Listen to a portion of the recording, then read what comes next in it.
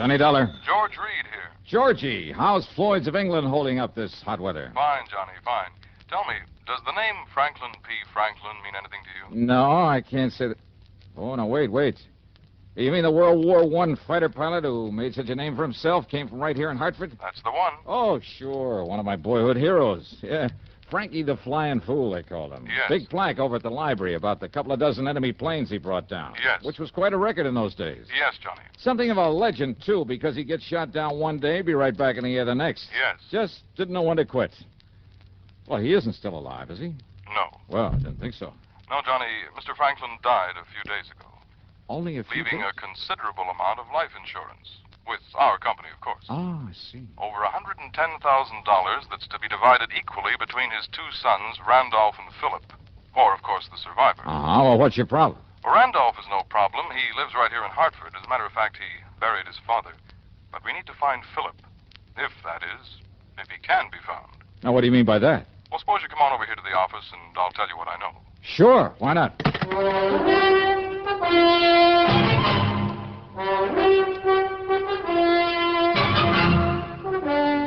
CBS Radio brings you Bob Bailey in the exciting adventures of the man with the action-packed expense account, America's fabulous freelance insurance investigator. Yours truly, Johnny Dollar.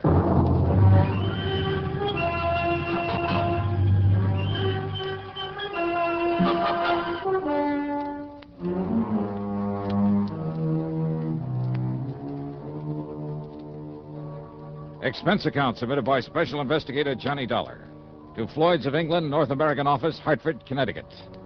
Following is an account of expenses incurred during my investigation of the Twisted Twin matter.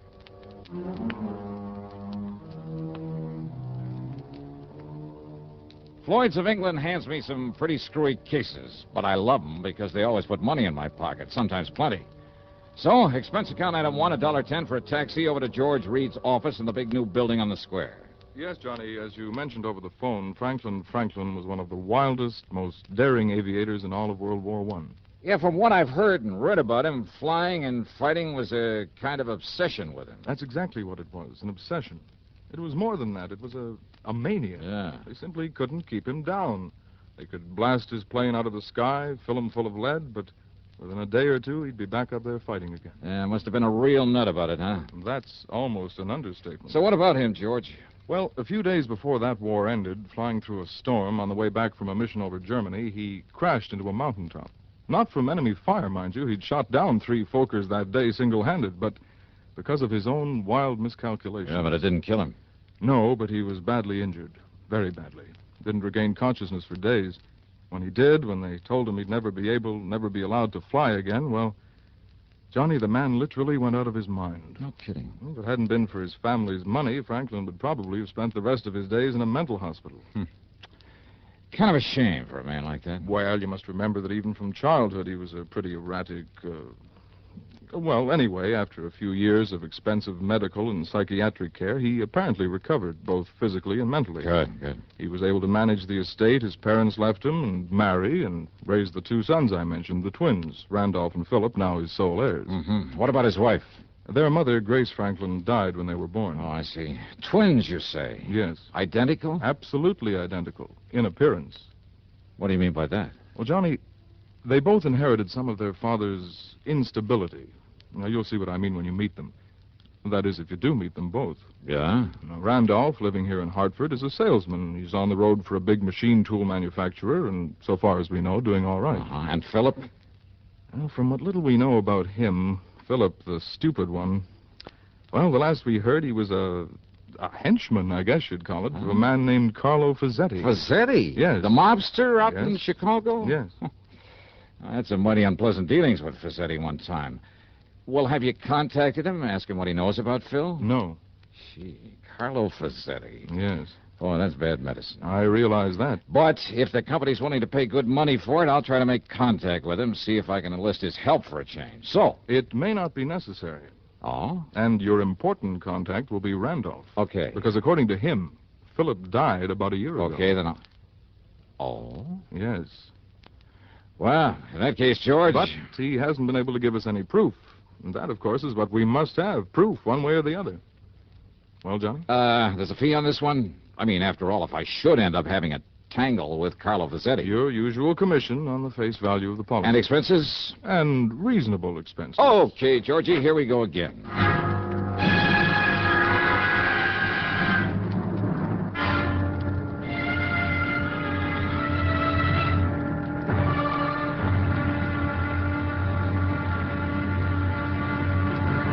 Now, Act Two of yours truly, Johnny Dollar.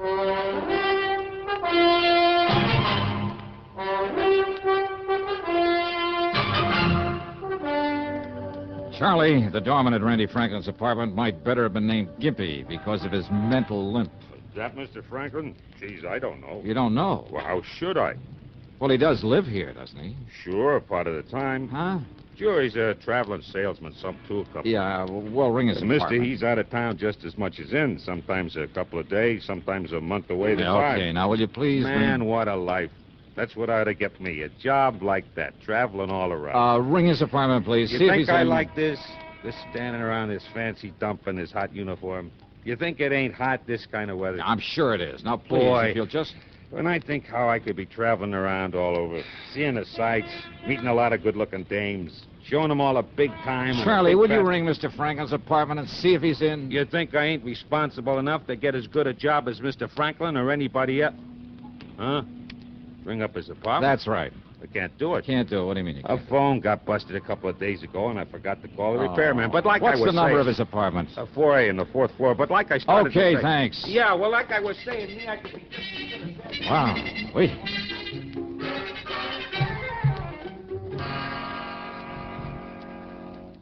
Randy Franklin was in. He was mid-30s, maybe, tall, rather good-looking, with black hair, gray eyes. But there was something about the way he used those eyes, a funny shiftiness about them. And he was nervous, terribly nervous, with a trick of twitching his head so quickly I almost expected his neck to snap. His handshake was warm and friendly enough, though, but his hands trembled. He drummed his fingers on the arm of his chair and kept adjusting his tie, touching his forehead, running his fingers down the edge of his jacket. Of course, I wish you could find Philip, Mr. Dollar, but you can't. Well, you seem pretty sure of that, Franklin. I am absolutely sure. Philip is dead. It happened about a year ago, and Mr. Dollar, it was my fault. Well, now, why do you say that? Philip lived in Chicago. He worked with a man named Carlo Vizetti. So I've heard. You know who Vizetti is? I've met him. Oh. I see. Yeah. Then you can understand why Dad was very disappointed in Philip. And when he became sick and Philip couldn't come here to see me, well, it was about that time I had to go to Chicago on business. I ran into Philip, and I told him, Mr. Dollar, I told him that unless he came back here and squared things with Dad, got himself a legitimate job and settled down, Dad would cut him out of his will, out of the insurance. Oh, is this true? Yes, I believe Dad might have cut him off.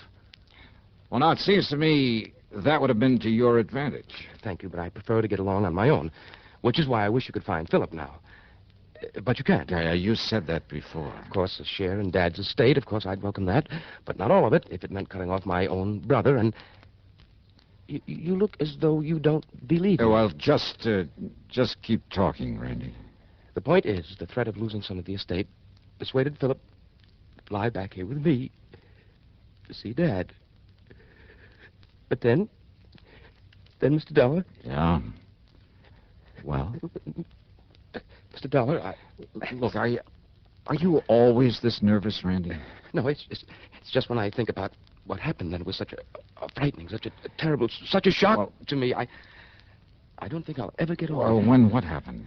Probably accounts for these lapses, these blackouts that occur when I can't remember things, lose track of things weeks at a time. When what happened, Randy? The airplane, unscheduled, we ran into a storm over the Alleghenies. We crashed into a mountaintop. Oh, I see. Do you? Do you really? Do you know what it meant? The same kind of a crash that years ago caused my dad. Yeah, to lose his sanity for a while? No! You mustn't say that. He was as sane as you and I. It was just the fear, the terrible, uncontrollable fear and the shock at... Only 3 of us, so far as we know, managed to crawl away from the wreckage. The pilot, a little girl, and myself. Even we were badly injured, we didn't know about each other until much later, because we'd all crawled away in different directions. When I was found, I'd been unconscious for several days. Like your father after his crash during the war. No. Please, don't. Please. All right, I'm sorry. They found Phil's remains in the wreckage?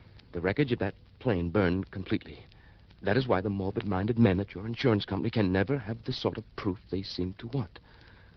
Poor Philip's body. Oh, I see. In any event, though, it looks as though you're the sole beneficiary of your father's insurance. And I tell you, I don't care. Don't you understand that? If you like, I'll give Philip's share to some charity. Randy, give me the name and address of the company you work for. Why, it's in New York, at the... Oh? Why? Because I've suddenly got a real crazy hunch, real crazy. Don't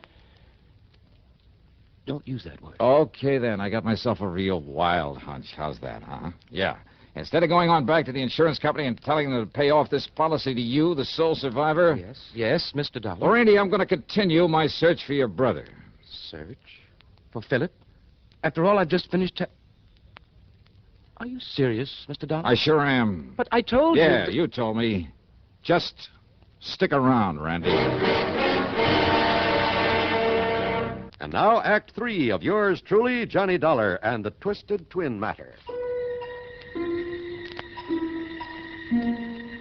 Expense account item 2, 3820 for a day in New York, locating and checking with the machine tool company that Randy worked for. Well, by the time I got back to Hartford the next morning, I'd learned plenty about him. He'd been a good salesman for him for years, but not lately, not since the plane crash. And he never had a satisfactory explanation for long absences from his job. They were seriously considering dropping him from the sales force. Now, in other words, he had plenty of use, maybe need, for his father's insurance money. All of it, despite what he told me. So maybe if Phil was still alive... But when I went over to Randy's apartment again, he wasn't there. Okay, then. Item 3 on the expense account is $52.10, plane fare to Chicago. Items 4, 5, and 6 are 30 cents for telephone calls to my old underworld contact on, an ex-arsonist by the name of Smokey Sullivan. Item 7, $100 cash to Smokey when he dropped me off at Carlo Fazzetti's hangout, which, as might be expected, was an exclusive apartment out near the Ambassador East. What I didn't expect was the man who opened the door.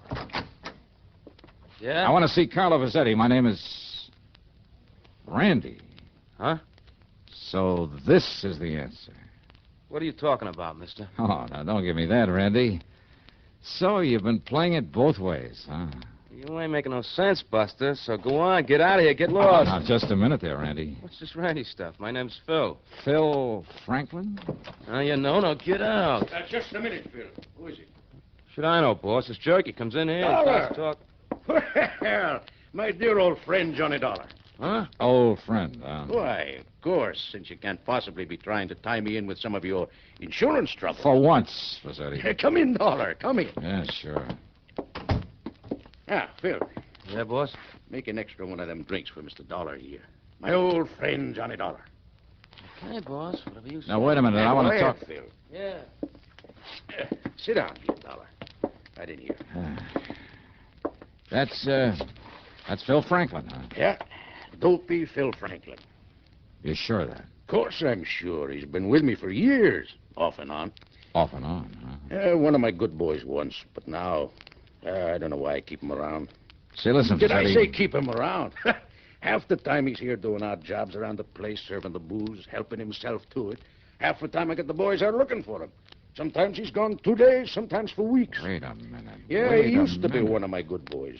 But ever since somebody knocked him on the head about a year ago...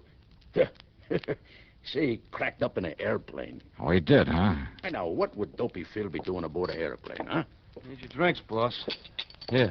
Ah, that's the boy. Now, Dollar, why'd you come here to see me, huh, pal? Only, drink up first. Here, Carlo. Just add this drink to yours. Huh? But if you don't mind, I'll hang on to this glass. Now, wait a minute. Sorry, I gotta get going. What? See you next time I'm here in Chicago. Wait a minute, Maybe. Dollar.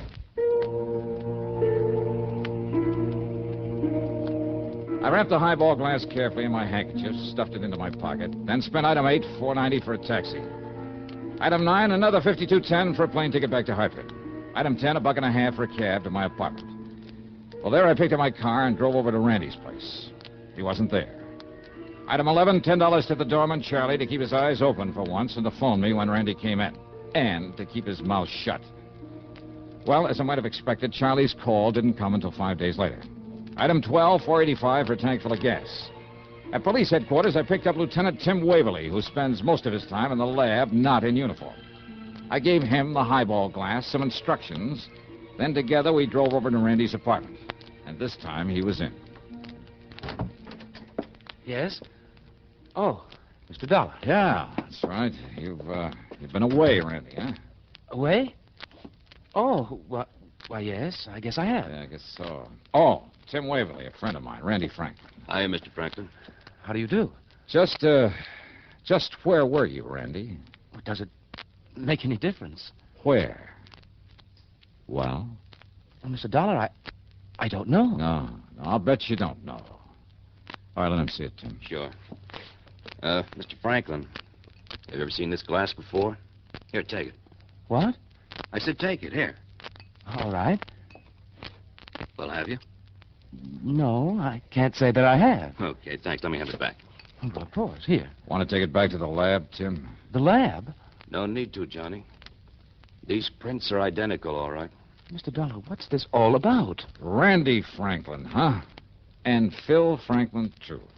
What? Yeah, so ever since that plane crash, huh? Please, don't talk about that again. Oh, sorry. Afraid you'll get all nervous, all upset again? Yes, don't you see? This last blackout was right after you were here before. Blackout, huh? Yes.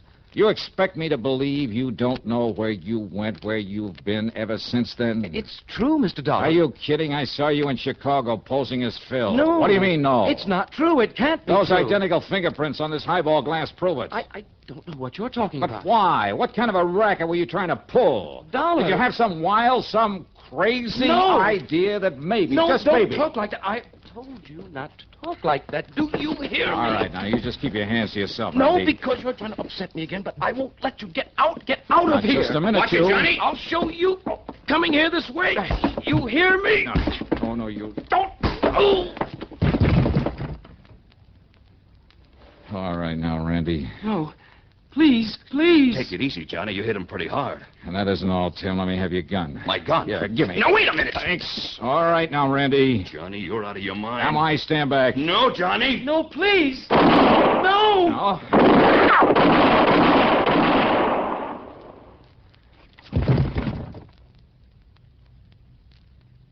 Johnny, if I didn't know you... Okay. It was the shock that knocked him out, Tim. I know. You not only didn't hit him, you didn't try to, but Yeah, I that's did... right. Now, let's get him over to old Doc Parsons. Dr. Parsons? Yeah. The psychiatrist? Yeah, come on. Give me a hand with him.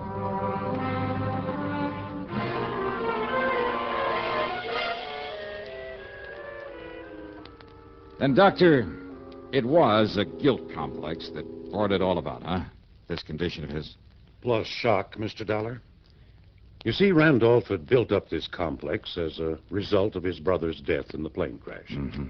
And you must remember that Randolph felt responsible for Philip's death.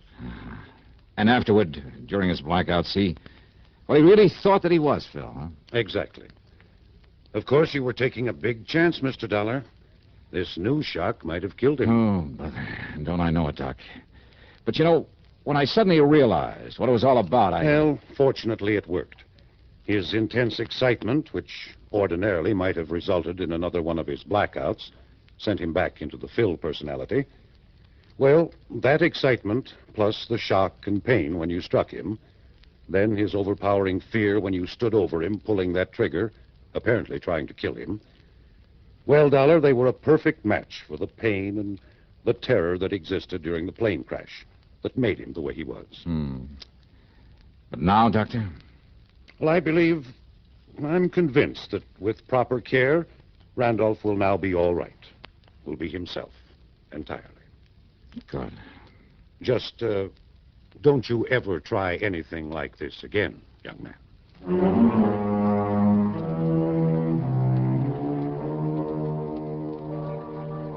Yeah, Dr. Parsons was right.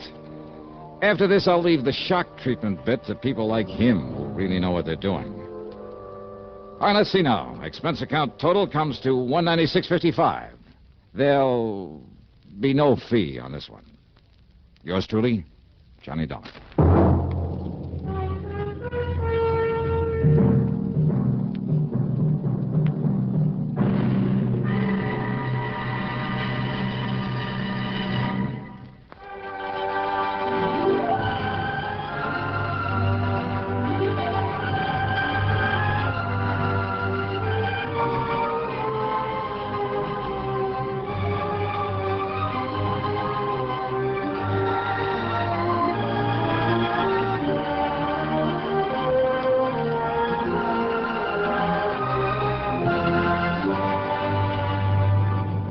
Yours truly, Johnny Dollar, starring Bob Bailey, originates in Hollywood and is written, produced, and directed by Jack Johnstone. Heard in our cast were G. Stanley Jones, Frank Gerstle, James McCallion, Jack Moyles, Herb Ellis, and Russell Thorson. Be sure to join us next week, same time and station, for another exciting story of Yours truly, Johnny Dollar.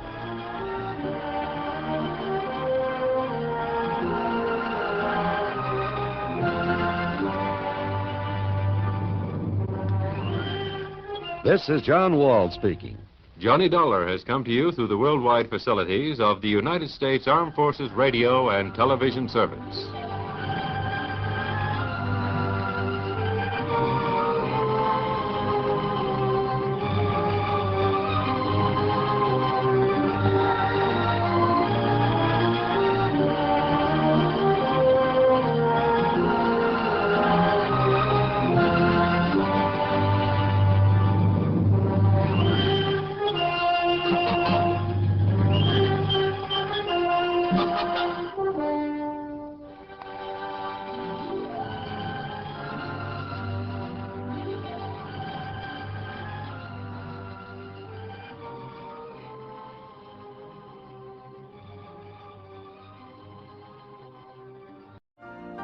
You've been listening to the OTR Gold Network. Find more classic radio at otrgold.com.